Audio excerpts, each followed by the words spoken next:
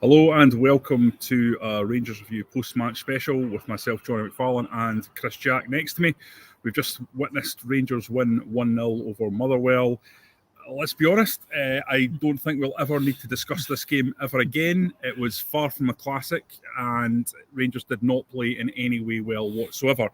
And that was probably evidenced most spectacularly by Michael Beale's reaction in the post-match press room. Guys, if you've not seen that video, go and check it out. It's on our YouTube channel. And it's safe to say that the manager is probably as angry in there as we've seen him in his 10 months in the role so far. No, I think two reactions probably sum it up, Jonny. The reaction from the fans at the end, even after a win, boos, still all round about Ibrox. And as you say, that reaction from the manager, he looked really down, looked really angry. He admitted that also had some words in the dressing room afterwards.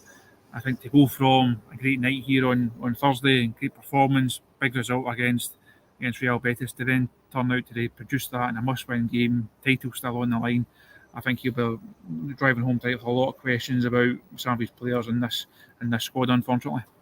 Yeah, and the news doesn't get any better because in the post-match he said that Tom Lawrence is going to miss 2 to 3 days. Now, I know he said that to Rangers TV ahead of the game, but we obviously didn't see that in our first broadcast.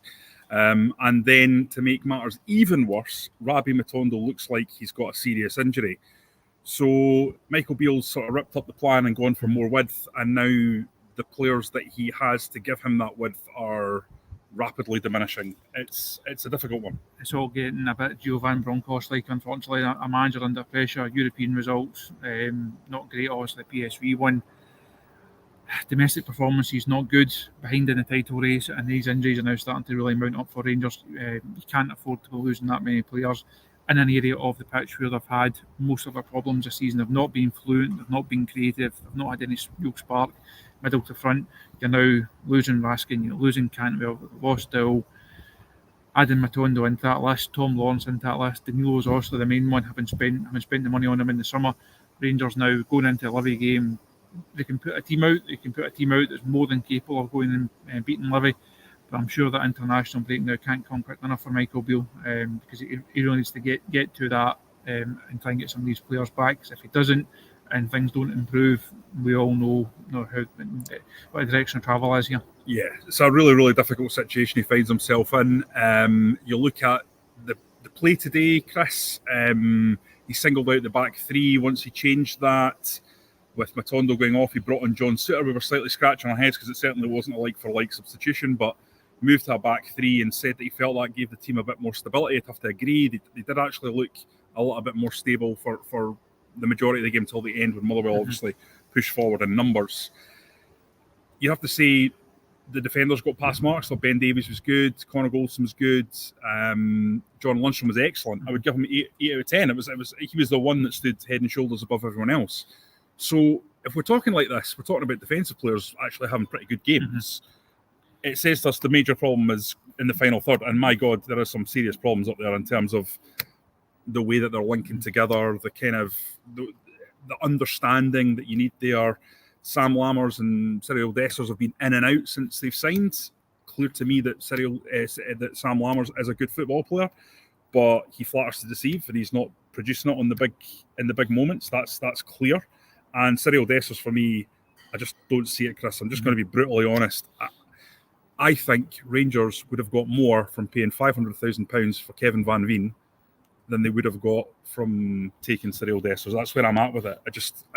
4.5 million for this guy. I think he's powerful, but he's perpetually offside, and he's just showing so little. It's hard to put a case forward for the guy. But you're a game against Motherwell at Ibrox and you win, and it's your goalkeeper, your central holding midfielder, and your centre halves that you're picking out as the best performers. That should really set alarm bells ringing for everybody. This is not the type of game where your goalkeeper should be making saves and be one of the best players on the pitch.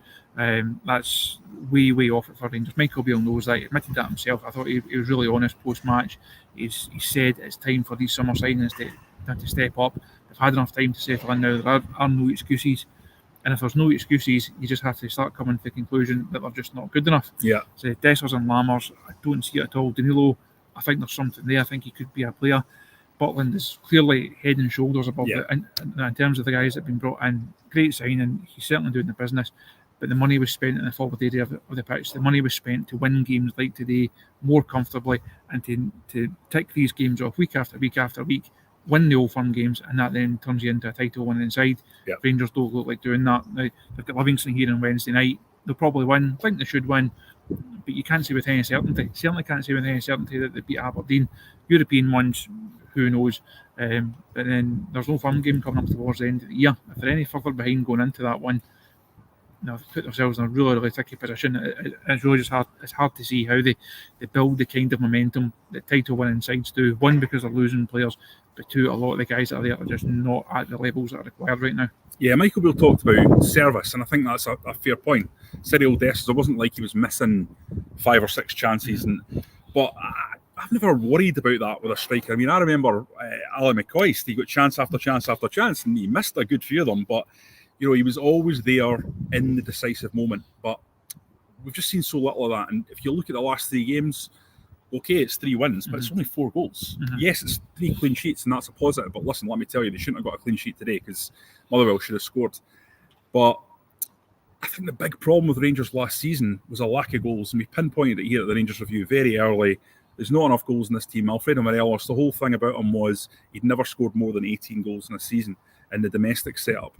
And you look at these strikers and you think, is there any of them that could hit 18 goals in a domestic season? So it's almost like you've gone backwards in a way, and that's incredibly frustrating when you think between Lammers and Dessers, there's at least 7.5 million up front paid for these guys, and then you talk about the add-ons. It's probably taken it quite a bit over that, quite a bit more than that, probably towards the £10 million mark in terms of agents' fees and wages and all that. It starts to become quite expensive, and like I say, those are the 2 signings that Michael Beale's going to be most judged on, because he was aware that part of the team was where things just hadn't clicked properly to be a title winning side the previous year, and it's just not looking good. No, and it's not as if you can say that it's a surprise, because he was also in for the second half of the season. He's not just suddenly been landed with this squad and it says, right, there's £10 million, go and spend it. Yeah. He's had enough time to analyse this team and this squad and what has to change. He said himself he'd been after Sam Lammers since he was here previously. Yeah. So he's clearly fully aware of the player. Now, something somewhere has gone wrong, because Sam Lammers does not look the type of guy who's value for money in terms of coming into this Rangers side and making a difference. Been after Dessers for a long time. Again, same thing. And there's just too many of the component parts that are not clicking right now. They're not performing individually. They're certainly not performing in terms of how they come together, and the manager speaks about relationships and that type of thing. There's none. They don't look like a cohesive, coherent attacking unit. And again, when you're making the point of the goalkeeper in the back 4 and your holding midfielder are your best players, that should raise huge concerns over what Rangers have got middle to front. Yeah, and I think there's just this kind of feeling that Rangers are continually going down the route of crosses into the box, Chris.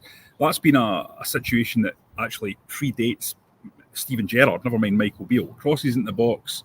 You remember with Daniel Candeas, so many crosses used to come in. Tav and Candeas. Borna Barisic obviously got a wicked left foot, and I think the quality of delivery has masked the fact that there's a sort of almost a structural problem with Rangers, that they don't go through the middle with intricate play in the way that maybe Celtic did under Ange Postecoglou, that showed you kind of a route map to how you deal with this league, the bread and butter of this league. And Rangers are now back to grinding out these domestic games, and they're no fun to watch. And the big problem with that, Chris, is, for me, if you're a manager and your team's no fun to watch, it's absolutely fine when you get results. The minute results go against your way, you've lost the stadium, because everyone that's in here is paying hard-earned money, and we know that at this stage in life, with the financial situation the way it is, it's not cheap to come to football. It's never been cheap, but it's never been more expensive for people because of the way they're getting crunched by the credit crunch. And if you're not coming and being entertained, then your level of kind of your sense of letting a few things go is probably diminished compared to what it would be normally. So I just don't get why, when you've got Bevis Mugabe in the centre of Motherwell's defence, who's just a huge lump of a defender who can knock things away all day long, that you're firing crosses in. It just seems to be the opposite of what you would need to do. I think the style of the side of things is a real concern. had this conversation with a lot of fans recently, seen a lot of debate about it online as well, in terms of what is the style of Michael Beale's side. I spoke about coming in and taking the handbrake off, and that phrase has been used as a battering ram almost in the last few weeks. But the fans that are using that have got a point, because I don't think there's any real discernible style. It's hard to see what they're doing. And we spoke pre-match about how he started to go for pace and width up front. That was not the plan. That's not how the summer recruitment was conducted. And it's just really hard to see what he's trying to do. You know where the players are going to be on the pitch. But as I said, there's no relationship there. There's no cohesive plan of attack, middle to front. And it's fine saying, well, we'll give the players a bit of freedom and we'll let them drift into areas. But it's just, Rangers, as you say, Jonny, they're still really, they're slow and they're sluggish, and there's just nothing to get these fans going. I thought it was noticeable on Thursday night. The atmosphere the first couple of minutes was good because everybody was excited for the start of the game. Once the game settled down, the punters are then waiting for the team to go and do something. They're not going to inspire the team on the pitch. They're saying, well, we paid good money for you. We're here to be entertained. We're here to see you win games. It's up to you to get a performance out of us, rather than using the cliche of the 12th man to allow you to get over the line. And then too often it just doesn't happen because the players are unable to inject that pace and tempo. It's actually no real surprise they managed to win on Thursday night, because the atmosphere was good in times. It's under the lights. It's a big European occasion. And Michael basically admitted himself that after the game, that how can you go from that feeling, walking off the pitch 10 o'clock on Thursday, having just beaten one of the top 6 or 7, 8 sides in the Liga, to then turning up and producing that against Motherwell. And it comes down to a talent issue, comes down to a mentality issue as well. I think it's this thing that's long been a problem for Rangers, is they're a team, the core of this team are better when they play into space. They're like, I remember Gerrards' idea when he first came in, we need to re-establish in Europe, and that'll give us the money to rebuild the side that'll lead us to 55. And a big part of that was being tough to beat, and Gerrard's influenced by Rafa Benitez. I still think the DNA of that influence is still there. And the problem with that is it means they're probably going to be fine at Europa League level, where it's counter-attack, and you saw Betis were flooding forward and leaving big spaces. You just don't get that in the domestic situation. You need to find a way. And whether that's flooding the box with bodies, whether it's being more powerful, you always remember Walter Smith's side, he was always big on, you win the battle, you earn the right to play your football, and then you overpower them with your superior fitness, with your superior quality, and your superior power. And these things merge together to give you enough to get through. And listen, we remember, believe me, I was here for the whole lot. Walter Smith's sides were at times a tough watch, but they got there so consistently. And the problem with this Beale side is that I think they've not even shown a few sparks that would lead you to go, right, okay, well, I can see what the plan is here. And I don't think, I'll be honest with you, Chris, I don't think Michael Beale has an overarching philosophy for this team at the moment. I think he has ways that he wants to play in certain situations, but I think he's more of a pragmatist. I think he wants to attack each game in a different way. And I understand that, because there's a huge world of a difference between playing Real Betis in Betis or Ibrox and playing Motherwell at Ibrox. It's just not really the same game. It's very, very different. So you need different kind of players, and someone like Abdullah Sima, I can see why he was brought in for those type of games where the spacing behind Ravi Matondo can be much more useful, I think, in those games. But I've just never been convinced by this season, especially the domestic plan, how the domestic games are going to be won. And as time goes on, I don't think it's becoming any more convincing that there's a real sense that, well, we've got this very specific plan. It still feels like he's tinkering a lot of the time, trying to find just the right formula, and it's not coming. It's almost like every time he changes something, you might see one thing good, but 3 more bad things, problems come up. It's a really difficult situation he finds himself in. I think the biggest problem he's got is he seems to have lost the backing of a lot of people around here. We do these shows every day, and we're able to judge the opinion of the fans with comments on the pieces we have on the website. Even just coming to Ibrox today, you can sense the kind of anxiety in the Motherwell flooding forward that last 10-15 minutes. People here know how these type of games can end, because they've seen it so often. They're scarred by your Kilmarnocks away and not dropping silly points that ultimately cost Rangers league titles, because they have done, and not in like distant past. They've cost Rangers League titles in recent times because you drop silly points to teams that you really shouldn't be dropping points to. I think the manager's got a big challenge now to try and convince people that he is the man to deliver 56. Whether that's this season or next season, it's really, really tricky for him now for people to believe that Michael Beale will be the manager next time Rangers lift the league title. Because we said after the Old Firm game, he has to win games. Well, he's won the last 3 league games, three wins, 3 clean sheets, and it's still not enough for people.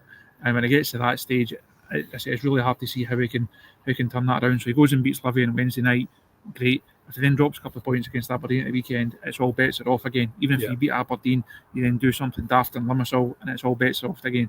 And he's at that he's almost on the precipice every single game. You're just waiting for that defeat where it just tips over the edge, and he has to have a really sustained run of results. But now he needs sustained performances as well, because just knocking out 2 and 3 1-0 wins isn't going to get him the backing of the fans that he's going to need in the longer term. I think one of the reasons that Steven Gerrard got so long, Chris, from the fans, obviously there was his aura and his leadership abilities that Michael Beale just is never going to match. Steven Gerrard was the England captain, the Liverpool captain. He's got an aura about him that Michael Beale doesn't have. But Michael Beale has the coaching element that Steven Gerrard doesn't have. But I think the thing that we saw under his tenure was this sense of forward momentum, even in the difficult times. You were always like, I can see exactly what he's trying to do. I can see you bring in a different player here or a different player there. They were always close. They were always close to Celtic, and they were always close to improvement. I can only maybe think, just that period after the winter break in the COVID-shortened season, they had a bad spell. But apart from that, there was always forward momentum. And I think the problem with Michael's team this season is it's almost like it felt that way last season under Beale. Even the games that were lost to Celtic, really, really difficult results to swallow for Rangers fans. But there was those key moments, Fashion Sakalamis and open goals. You see yourself, well, with the right signings coming in, they make a huge difference in situations like that, because tactically with those players, he got it mostly right. And it was those really, really tight little moments that cost him the game. I almost feel like there's been a regression. Sakala going out the door, Morelos going out the door, Kent going out the door. Are these guys better than them?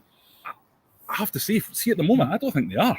No, and what we've seen so far, somebody actually asked that question on a video. I think it's myself and Derek on a couple of weeks ago, and somebody asked, are the guys that have been brought in, are they better than what's left? And I said, it's too early to judge. You'll be able to tell come the end of the season, but there's now more and more evidence stacking up against these guys, and also against Michael Beale as Rangers manager. Now, I said after the Old Firm game, it was a big few weeks for them. They needed results, needed performances. We're 3 games into that spell now. I don't think the situation has really changed. I think the people that wanted Michael to be given a bit of time will probably still want to give him a bit of time, and they can use those 3 results. The fans that say Michael Beale has to go, they're not going to have changed their opinion. Their position will probably have hardened a wee bit. And I think there will still be a lot of people floating in the middle saying, well, it's not been great, but quarterfinals of the League Cup, top of the Europa League section after the win over Betis, and they'll give the signings time. I think there will still be people in the middle. If more of the people from the middle go towards Michael Beale's no longer the right man to be Rangers manager, then it becomes an impossible situation for him and for the both here. All the manager and team can do is keep winning the games and hope that opinion turns. But having another 2 games here this week, I said right at the start, it had the potential to kind of snowball one way or the other. They've got through the first 2, no damage done, but I don't think they've gained any ground in effect. Wednesday night here, next weekend against Aberdeen, they really need to start seeing performances and results. I think that dynamic of the fans is not going to shift in Michael Beale's favour. Yeah, because listen, what a chance he had, because Betis' second half was really good. It was probably the best 45 minutes of the Beale era. And beating a team, as you say, top 6, 7, 8 in La Liga is a real achievement. Rangers haven't beaten a team in La Liga for decades. So that does tell you that there's something there, and you would think, and I wrote this in my column at the weekend, what a platform to build on that was. You go away, it's that famous Rocky Balboa quote when he says, it's not how hard you get hit, it's how hard you can get hit and keep moving forward.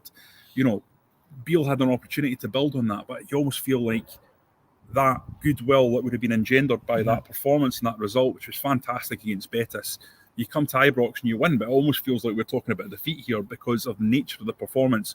We all know, everyone in this building knows that Rangers on another day would have lost or drawn that game. And Stuart Kettlewell said after the game, didn't he? He said, look, I don't need to persuade anyone that was in this ground that we played well today or that we had a sort of a level of dominance in phases of the game, because they did. It was self-evident. And I don't think there'd be many Rangers fans going out there saying, oh, we were good today and we deserve to win, because it's just not true, is it? Yeah. No, it wasn't. No, it's not a good day all round. See, when you're being booed off, even after winning, I think it probably tells you quite a lot about what the fans are thinking.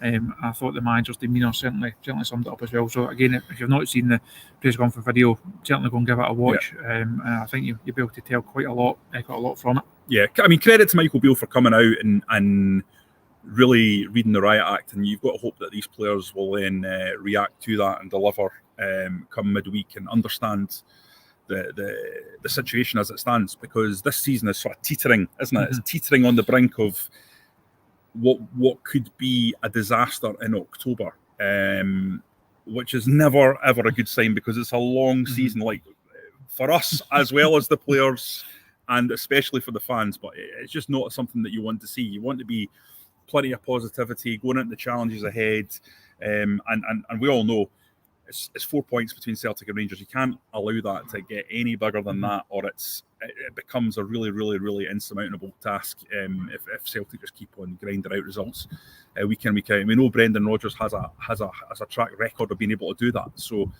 that's the benchmark the Rangers have got to aim for, and we know that. Right, guys, listen, we've given you a good crack of it here. We better get out. As you can see, that while we've been talking, the lights have gone off, which is normally the sign that people are saying, get the beep out of Ibrox. So we better go and do that before we're chased out of here and barred. So listen, thanks very much for watching. We'll be back, obviously, as always, tomorrow for the morning briefing at 9:30. We will catch you then. Thanks for listening. Cheers.